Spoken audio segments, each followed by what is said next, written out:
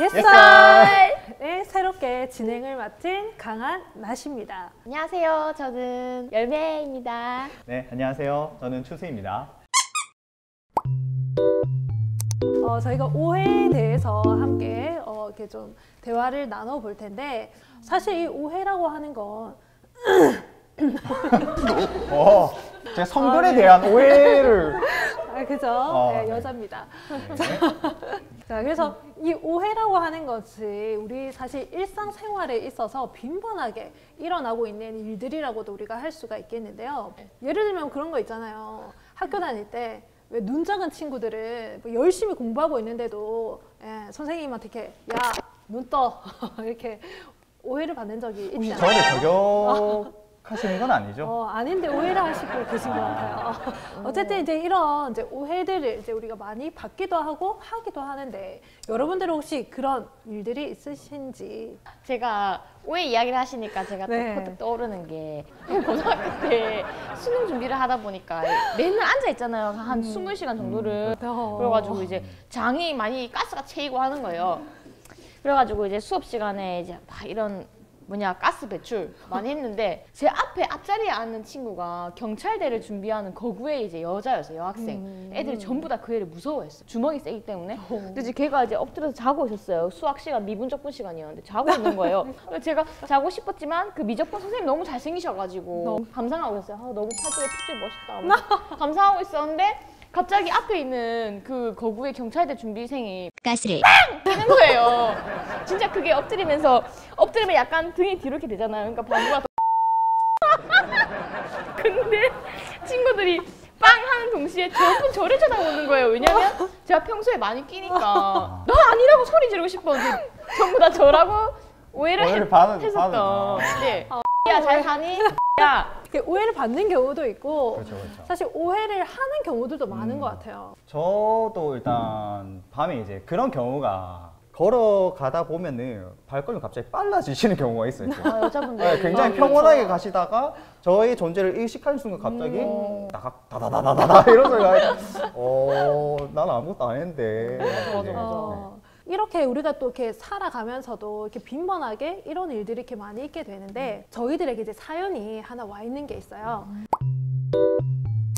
제가 우리 같이 한번 읽어볼게요. 안녕하세요. 저는 경남 창원에 거주하는 2학년 8반 직장인입니다.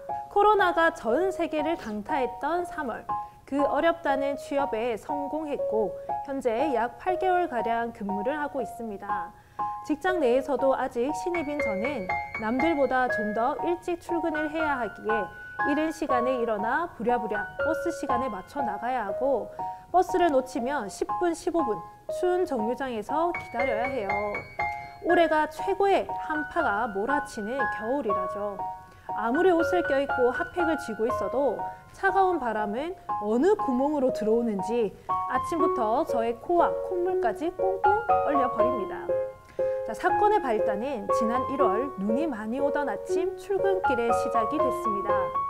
눈길 때문인지 항상 시간 맞춰 오던 버스는 배차 간격이 15분을 넘어가고 있는데도 올 생각을 하지 않고 추위의 한계를 느낀 저는 최대한 마인드 컨트롤을 하려고 애를 썼습니다. 죽지 않다. 지금은 겁나 더운 여름이다. 겁나 더운 8월 한여름에 내가 거의 탈진 직전으로 에어컨이 빵빵한 전자제품 매장에 들어가 있는 것이다. 한참을 이렇게 마인드 컨트롤을 하고 있는데 갑자기 제 옆에서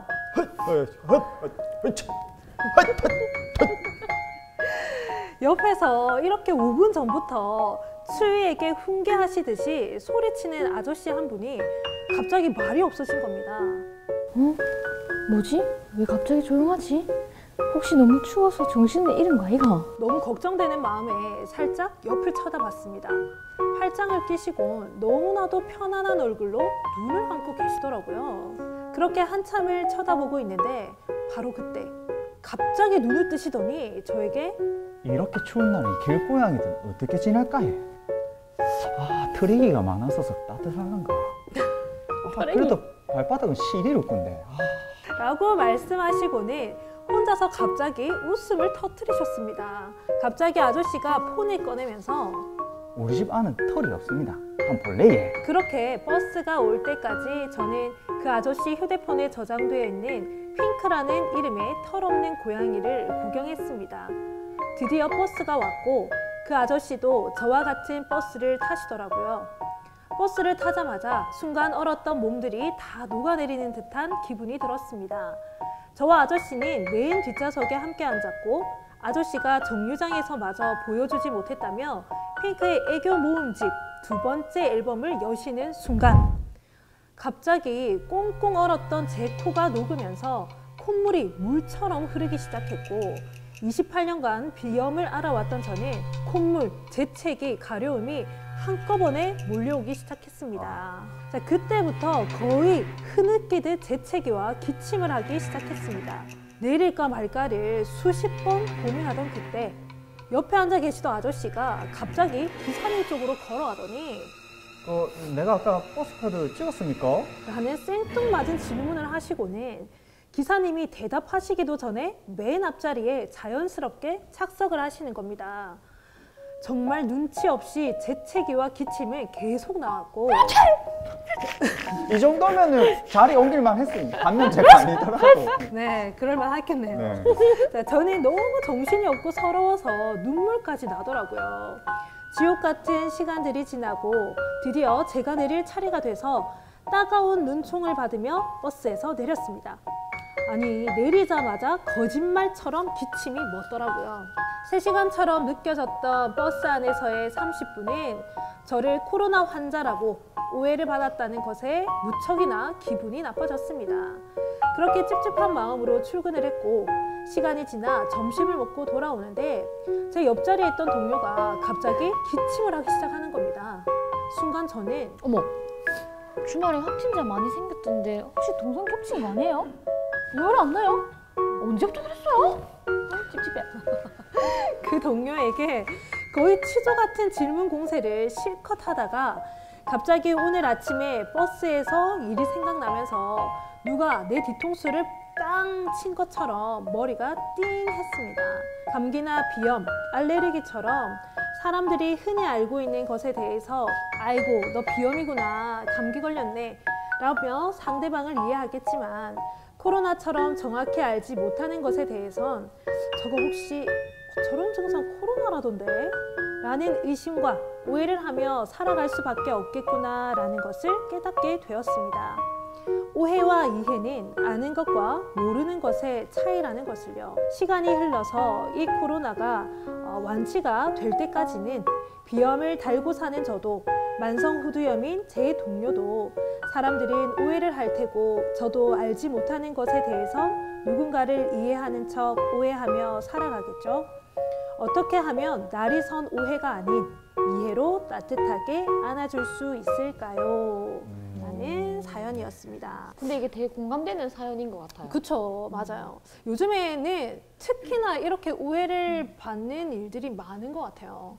뭐 저도 사실은 뭐 그렇거든요. 재채기 한번 하는 것도 막 눈치 봐가면서 네, 이렇게 해야 되는 게 요즘 현실이 아닌가 하는 생각이 듭니다. 오해라고 하는 거는 왜 생기게 되는 걸까요? 사연에서 말씀을 해주신 것처럼 좀 서로 잘 모르게 되면 오해를 하기가 쉬운 것 같아요. 또 막 이해하기 싫고 그냥 내 마음의 여유가 없어지면 내가 그냥 믿고 싶은 대로 믿고 그냥 그렇게 넘어가 버리는 경우가 더 많은 느낌? 저도 이제 생각했을 때는 자기랑 틀리니까. 그래서 이제 답을 내려놓고 저 사람 저럴 것이다 라고 하다 보니까 이제 좀 오해를 하지 않나. 맞아요. 이 오해라고 하는 것이 이제 생기는 데는 여러 가지 이유들이 있다라고 해요. 이제 그 중에서도 이제 가장 많은 부분이 확증 편향이라고 하는 게 있어요. 확증 편향. 네. 많이 들어봤죠. 어제도 저희 어머니랑 통화할 때 썼습니다. 확증 편향. 네네. 자주 쓰는 단어죠. 확증 편향. 그러면 이제 이 확증 편향이다라고 하는 것의 의미가 뭐냐면 사람들은요 자신이 이미 옳다라고 생각한 이 신념과 일치하는 정보는 수월하게 받아들이는 반면에 그렇지 않은 정보들을 무시하는 경향을 보이는 것이 확증 편향이다라고 하는 겁니다. 그래서 쉽게 말하면 사람은요 자기가 보고 싶은 것을 보고 믿고 싶은 것을 믿는다라는 거예요. 네. 진짜 맞는 것 같아요. 우리 콩깍지 씌이면 또 이렇게 되잖아요. 남들이 봤을 때는 너무 지저분해 하는데 내가 볼 때는 너무 사랑스러워 뭐 이런 거 있잖아요. 보고 싶은 대로만 돈가스도 보는. 사랑스럽게 보일 수도 있고. 그러니까요. 구수할 수 있는 거죠. 어쩐지 저도 이렇게 딱 샤워하고 나왔을 때 그걸 볼 때 확증 편향 심하게 하시고 자기 자신에 대해서 이게 이제 보고 싶은 건 보고 믿고 싶은 건 믿는. 네. 네. 뭐 조금 다른 뉘앙스인 것 같긴 한데요. 네. 샤워하고 나면 좀 마음에 드세요? 본인 마스크? 뭐 실예를 한번 들어본다면 좀 오래된 이야기이기도 한데요. 그 타블로 사건 아시나요? 굉장히 오래된 사건. 네, 이제 이렇게 됨으로써 이제 네. 연식이 나오는 거죠. 어쨌든 그 타블로 학력 위조 뭐 사건이었나요? 그래서 타블로가 이제 미국의 그 명문 대학을 졸업을 했는데 이제 뭐 어떤 이제 사람이 그거 거짓말이다, 그거 위조됐다, 아니다라고 하는 이제 말이 나오기 시작한 거죠. 근데 그 말이 한번 나오기 시작하니까 그것이 이제 일파만파가 되어서 이제 여론이 이제 형성이 돼버린 거예요. 이거 거짓이다, 뭐 해명해라, 뭐 이런 뭐 카페도 있었었죠. 맞다. 타진요였나? 네, 타진요라는 카페까지 만들어져 맞아요. 그래서 이제 타블로 측에서 이제 뭐 졸업장이라든지 그다음에 뭐 성적 증명서, 그다음에 교수 확인서 뭐 이런 것들을 증거를 이렇게 제시를 했는데도 불구하고 사람들이 안 믿더라는 거죠. 맞아. 네. 지독하게 안 믿었어요 그때. 맞아요. 이런 오해라고 하면 우리 신천지에 대해서도 이야기할 수 있는데 이 신천지라고 하는 곳도 여러 가지 유언비어들, 허위 소문들을 이렇게 많이 퍼뜨리는 바람에 사실 이 신천지에 대한 부정적인 인식들이 굉장히 많아지고 있죠. 제 오래된 이제 고등학교 때부터 친하게 지낸 친구도 있는데 이제 저가 이제 신천지 신앙을 하고 있다는 거를 그 친구가 이제 알기 전에는 저랑 진짜 스스럼 없이 밥도 같이 먹고 잘 지냈었거든요. 근데 이제 어느 날은 진짜 이제 오래된 친구니까 내 신앙에 대해서 이야기를 하고 싶어가지고 이야기를 이제 했더니 딱 듣자마자 바로 물어보는 질문이 뭐냐면 너가 성경 다른 거 보나? 이걸 물어보더라고요. 똑같은 걸 보는데도 그때 마침 또 가방에 성경책 작은 게 있었어가지고 이렇게 꺼내서 보여줬거든요. 똑같은 성경이다 이렇게 했는데 막 뒤적뒤적거리더니 내가 들은 거랑 다른데 하는 거예요. 그래가지고 조금 약간 속상하고 이렇게 했던. 저도 이제 친구를 만나서 얘기를 하고 하는데 차를 같이 타고 있었어요. 지나가고 있는데 갑자기 막 신천지 얘기를 하는 거예요. 갑자기. 네. 이제 길 지나가다가 흰색 옷에 검은 바지 입으면 다 신천지다. 이런 얘기를 하는 거예요. 모나미. 네. 그날 흰 옷, 검은 옷 입으신 거 아니에요? 참 이런 일들이 있다라고 하는 게 참 안타깝기도 한데 그래도 또 이렇게 오해만 이렇게 하시는 분들만 있는 게 아니라 좀 더 의식이 있고 또 어떠한 일들을 객관적으로 보려고 하시는 분들도 있어요. 그래서 실제로 저희 어머니도 저희 동네에서 거의 한 20년 동안 이제 그 가게를 운영을 하고 계시거든요. 한 분은 어떤 분이 있었냐면 그래도 이제 수년간 저희 어머니를 봐오셨잖아요. 그러니까 그 수년간 이렇게 봐왔던 저희 어머니의 모습과 인터넷에서 이제 뭐 떠도는 말들을 이제 이렇게 비교를 해놓고 봤을 때 인터넷에서 하는 말이 이게 다 맞는 것은 아니구나라는 것을 저희 어머니의 지금까지의 모습을 보면서 이제 생각이 조금 바뀌셨던 거죠.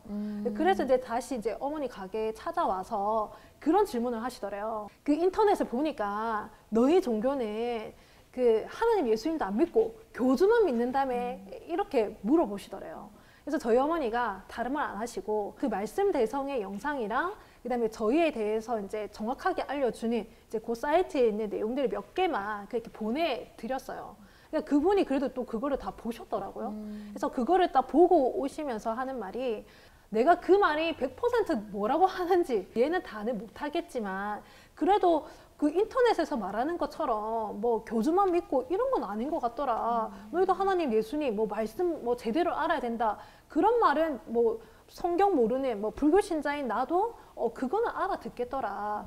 이렇게 하면서 그 신천지에 대한 이때까지 가지고 있었던 그런 오해들이 많이 풀어지고 또 어머니하고 관계도 많이 개선되고 되게 된 케이스들도 있거든요. 그러니까 마음을 좀 열고 확인을 해보고자 하는 그 계기만 딱 있으면 얼마든지 확인하면 객관적으로 아 그런 것이 아니구나 이런 거구나 오해가 풀릴 수 있을 건데 그 계기를 마련하는 걸 사람들이 그 편견 때문에 많이 그렇죠. 두려워하지 않나. 맞아요. 오해의 반대말은요, 이해라고 해요. 이해를 하기 위해서는 어떠한 사실, 어떤 진실을 직면했을 때 이것을 나의 관점이나 선입견 이런 것으로 부정하지 않고 인정하려고 하는, 또 한번 들어보려고 하는 이러한 자세와 대처가 있다면 충분히 오해에서 이해로 바뀌어질 수 있다는 거거든요.